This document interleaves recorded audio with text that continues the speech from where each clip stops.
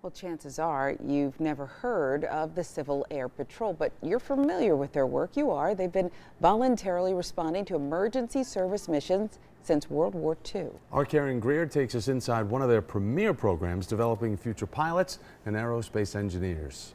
The ruler and go off that. A plane is down in Tucker. Once it's the aircraft impacts, the beacon is triggered. And using this antenna, these young men are tracking that beacon, Arm feet, let's go. which is hidden somewhere in this foliage. Well, it's really team building. These are cadets with the Georgia Wing Civil Air Patrol. And while this is just a training exercise, many have already responded to real-life emergencies. You know, I've gotten to help with the disaster relief in Albany, the tornadoes a few years back. Cadet First Lieutenant Travis Burns is leading the cadets. It takes a lot of management skills. You know, I'm constantly making sure, everybody has what they need. Count the distance you've gone. A cadet since age 12, Burns says it has influenced his decision to attend the University of South Alabama's Emergency Services program next year. You know, I can help make the world a better place. I mean, Civil Air Patrol has really showed me how I could do that. The Civil Air Patrol has responded to nearly every major disaster in the United States since its formation some 70 years ago. From taking aerial assessment photos following Hurricane Maria to recently searching for stranded motorists after a 7.0 earthquake rocked Alaska. The photos from Ground Zero, those are Civil Air Patrol photos.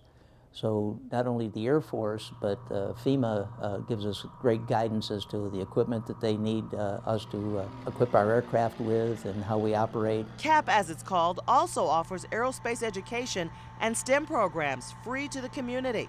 But says Major Michael Mullett, it's the cadet program that makes the organization shine. I had two young cadets last weekend that I flew, and neither one of them had flown in an airplane, period. And they were just elated and just ecstatic at the opportunity to fly themselves. When we actually get out there in the field. We first met these cadets at the DeKalb Peachtree Airport, where they were gearing up for the training exercise. Hands down, I think the biggest thing that's been the best for me is the leadership experience. Cadet Colonel John Willingham completed the cadet program and now helps teach the greener cadets. I pushed forward and I was able to get my pilot's license when I was 17 through Civil Air Patrol. Now Willingham is halfway toward his goal of working in aerospace research and design. The natural next step was to study aerospace engineering at Georgia Tech. For their squadron commander, First Lieutenant Vince Powers, the most rewarding part is watching them grow. To see the parents say, wow, what are you doing? I see the difference in my child.